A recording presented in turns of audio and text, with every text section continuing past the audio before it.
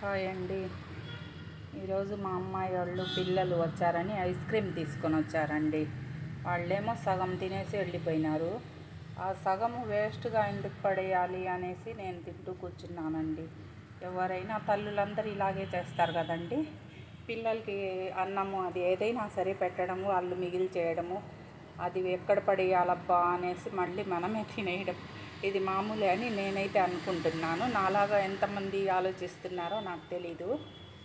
అయినా గిన్నెలో వేసుకొని తినొచ్చు కదా, మరీ కకృతి కాకపోతే అనుకుంటున్నారా? నిజమేనండి. ఈరోజు ఏంటంటే నాకు అస్సలు ఓపిక లేదండి. ఈరోజు ఏంటో చాలా నీరసంగా ఉంది. ఆ గిన్నెలో వేసుకోవాలి, అది మళ్ళీ కడిగి ఎక్కడ పెట్టాలబ్బా అని దీంట్లోనే తినేస్తున్నాను.